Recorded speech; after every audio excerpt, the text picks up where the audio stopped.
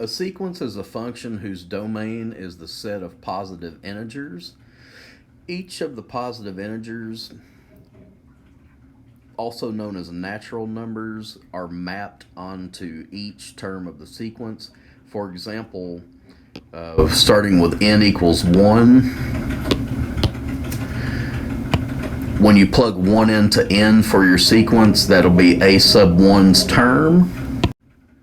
2 will map onto a sub 2, 3 will map onto a sub 3, and so on. Let's look at writing some terms of a sequence. Let's write the first 4 terms of each sequence, starting with the first one, where we have a sequence a sub n defined as 3 plus negative 1 to the n power. A sub 1, substitute in a 1, 3 plus negative 1 to the first power is equal to 2. A sub 2, substitute in 2 for n, 3 plus negative 1 squared, that's 4. A sub 3, sub in 3, that's equal to 2. A sub 4, 3 plus negative 1 to the 4th, that's equal to 4. This sequence bounces back and forth from 2 to 4. We're going to investigate that sequence a little further later in the video. Sequence number 2, b sub n, I defined it as n over 1 minus 2n. B sub 1, substitute 1n for the n's, 1 over 1 minus 2 times 1. That's 1 over negative 1, which is negative 1. B sub 2, that's 2 over 1 minus 2 times 2. 2 over negative 3 is negative 2/3. B sub 3, you guessed it, plug 3 n's for the n. That's 3 over negative 5, or negative 3/5. And finally, B sub 4, substitute in 4 for the n's. That's 4 over negative 7, or negative 4/7.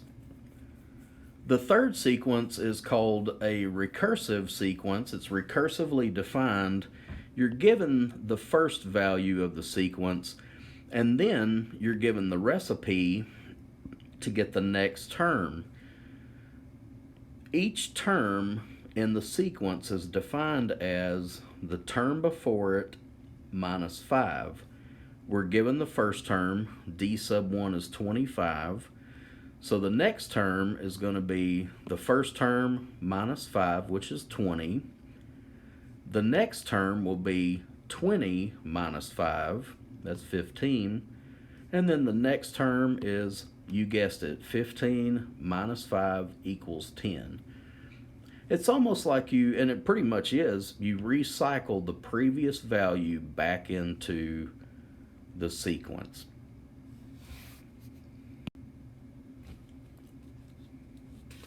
The main thing we're going to be investigating in this section is, does a sequence approach a limiting value or not?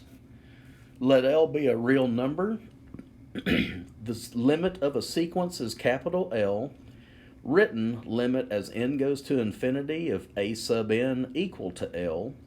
If the limit L exists, the sequence converges to that value L. If not, the sequence diverges. Theorem, let capital L be a real number and let f be a function of a real variable such that the limit as x approaches infinity of that function is equal to L. If a sub n is a sequence such that your function using positive integers n is equal to your sequence, in other words, can you rewrite your sequence as a function of n? If that's the case, then the limit as n approaches infinity of your sequence is equal to L also. The limit as x approaches infinity of the function equals L if that function will represent your sequence for all positive integers, then the limit of your sequence will approach the same limit value. Let's look at some examples. Let's let our sequence be defined as n plus 1 over n. We're going to find the limit of each sequence given its nth term. The nth term is where you'll have something like a sub n or b sub n. It will be the formula that generates the terms of your sequence based on 1, 2, 3, and so on. Because this can be written as a function x plus 1 over x, positive numbers for n, positive numbers for x, they will represent the same values. As you let x go to infinity, x, if you were to factor it out of your numerator, that's x plus 1.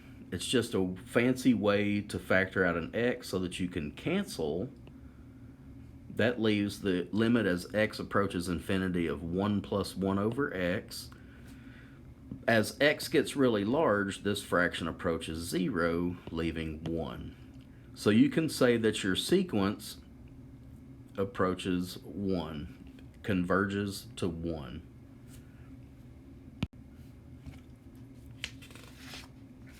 Our second example, we have the sequence a sub n equals 2n over square root of n squared plus 1. You can write this as a function of x, but keep in mind that x is only allowed to be positive integers. The limit as x approaches infinity of 2x over square root of x squared plus 1. I'm going to do the same factoring trick I did on the previous example. I'm going to leave the numerator alone. In the bottom, if we factor an x squared out, that's x squared plus 1. The reason I'm doing that is so I can break this up as a product of radicals. That's a property of square roots. This radical, if x gets really large, that fraction goes to 0, and it basically leaves square root of 1, which is 1. So I know that this is going to be 1.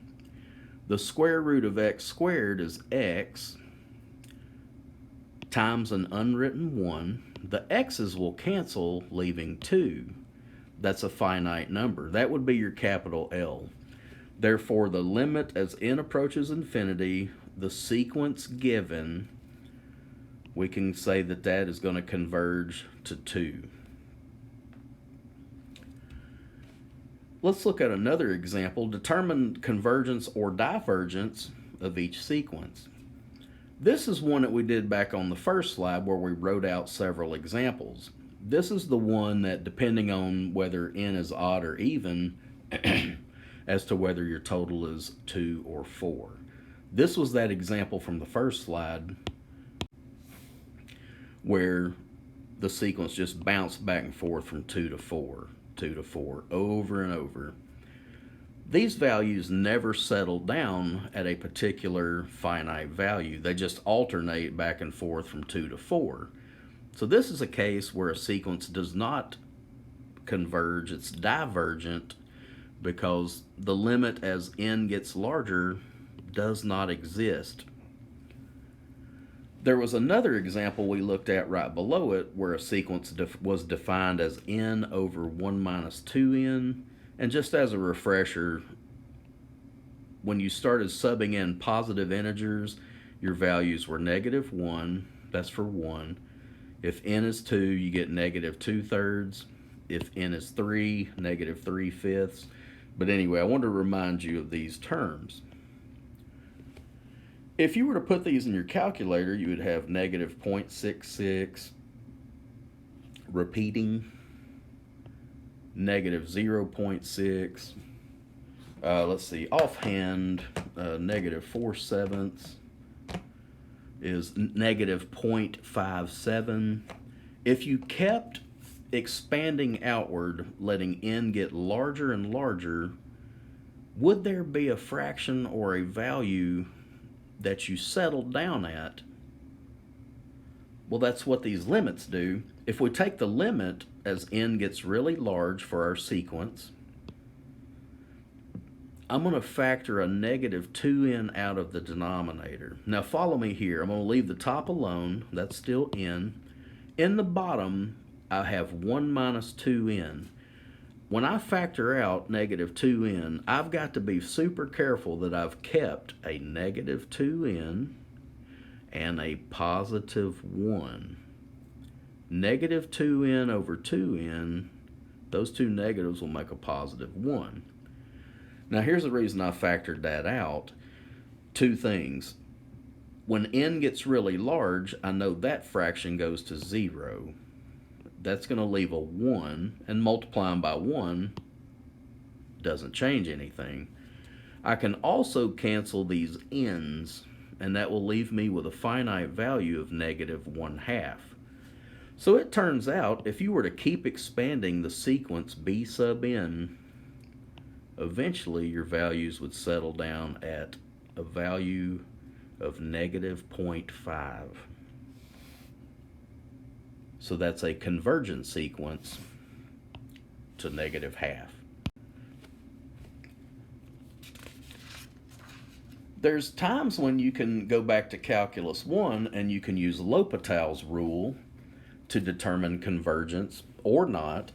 Let's take an example of a sequence a sub n defined as n squared over 2 to the n power minus 1. We can pick a function x squared over 2 to the x minus 1 to represent that sequence. Just keep in mind, x's are only positive integers. So it wouldn't be a continuous graph, it would be a sequence of dots. Where would that sequence of dots flatten out, or do they? That's the question. So let's turn up the heat on these x's. Let's let the limit as x goes to infinity of x squared over 2x minus 1. Well, if we plug in infinities, infinity squared is infinity. 2 to the infinity minus 1, that's also infinity. Well, that's a perfect candidate for L'Hopital's rule. So we'll take the derivative of the numerator, that's 2x. The derivative of the denominator is 2 to the x ln of 2. Negative 1 goes to 0. So that's the derivative of the denominator. Infinity over infinity again. Let's do L'Hopital's one more time. The derivative of the numerator is 2. The derivative of the denominator is 2 to the x ln 2 times this ln 2. You can rewrite that as 2 to the x times natural log of 2 quantity squared. Now when x gets really large, we have a fixed number in the top.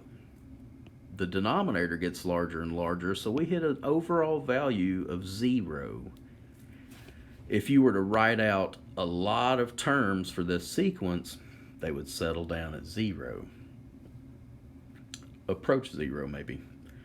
Since f of n equals a sub n for every positive integer n, and just kind of keep in the back of your mind that when you switch from a sequence to what you'd call a function, you're not allowed to use like 0.3s or 2.8s.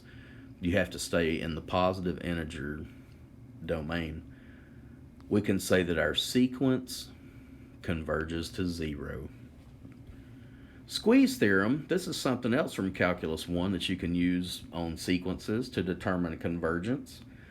If the limit of sequence a sub n is L, and that's also the value for the limit of sequence b sub n, again as n gets really large, and there exists a capital N such that a sub n and b sub n trap a third sequence c sub n, then for any value of n greater than that capital N, which will be a cutoff number, the limit of the middle sequence, the one that gets trapped in between, is also equal to L.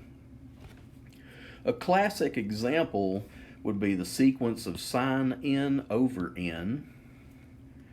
Sine, remember its graph, it oscillates up and down, peaks at 1, bottoms out at negative 1.